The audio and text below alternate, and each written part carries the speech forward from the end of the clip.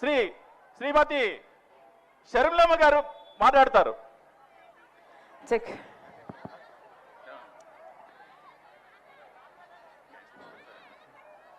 పాయకరావుపేట ప్రజలకు మండుటి ఎండను సైతం లెక్క చేయకుండా సూర్యుని సైతం ఎదిరించి ఈవేళ మీ పనులు మానుకొని నా కోసం మీరు సమయం చేసుకొని వచ్చారు. ప్రతి అక్కకు, ప్రతి చెల్లికి, ప్రతి అమ్మకు, ప్రతి అన్నకు, ప్రతి తమ్ముడికి, ప్రతి అయ్యకు మీ రాజశేఖర రెడ్డి బిడ్డ మీ షర్మిల శిరస్సు వంచి చేతులు జోడించి మనస్ఫూర్తిగా నమస్కరించుకుంటోంది.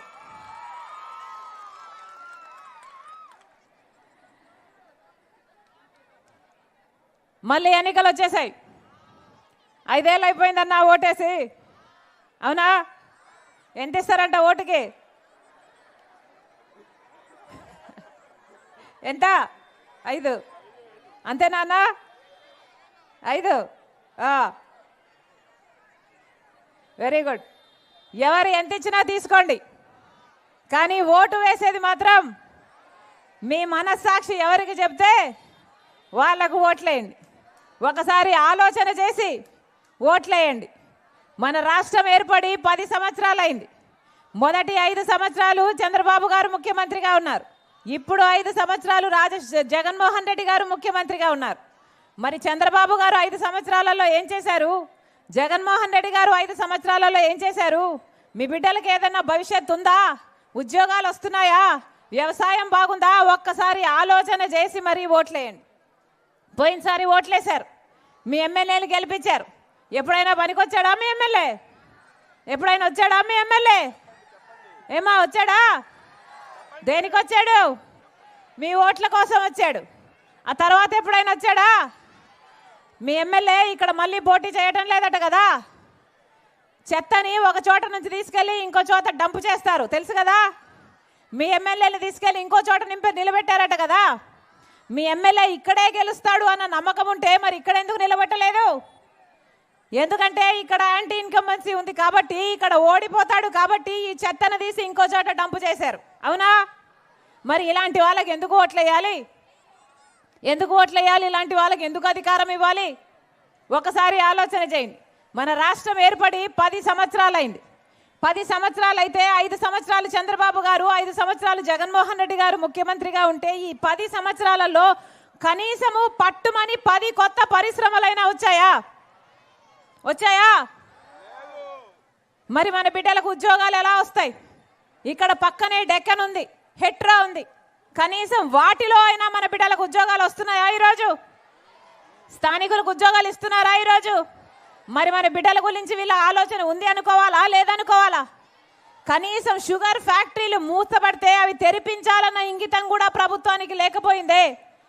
చక్కెర పండించే, చెరుకు పండించే వాళ్ళు ఎంతమంది రైతులు ఉన్నారు? ఈరోజు వాళ్ళంతా ఆగమైపోతున్నారు. ఎంతమంది రైతులు, ఫ్యాక్టరీలో ఉద్యోగస్తులు, ఇంతమంది లక్షల్లో నష్టపోతున్నా కూడా ఈరోజు పట్టించుకునేవాడు ఉన్నాడా అంటే భూతద్దం పెట్టుకొని వెతికి చూసినా కానీ పట్టించుకునే వాళ్ళు ఎవ్వరూ లేరు. మరి వీళ్ళకి ఎందుకు ఓట్లేయాలో ఒక్కసారి ఆలోచన చేయండి. మనకు ప్రత్యేక హోదా వచ్చునుంటే ప్రతి నియోజకవర్గంలో 50 నుంచి 100 కొత్త పరిశ్రమలు వచ్చేవి. అంటే ఎంత అభివృద్ధి జరిగి ఉండేది, ఎన్ని ఉద్యోగాలు వచ్చిండేవి.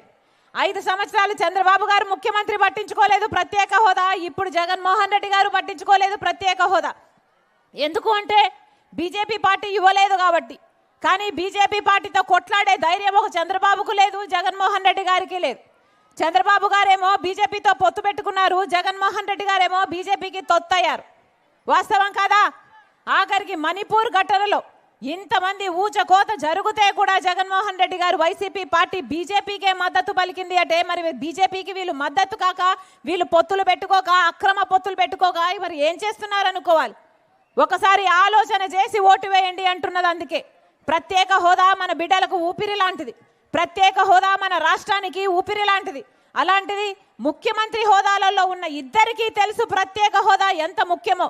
ప్రతిపక్షాలలో ఉన్నప్పుడు ప్రత్యేక హోదా గురించి దుమ్మురే పెట్టేట్టు మాట్లాడారు.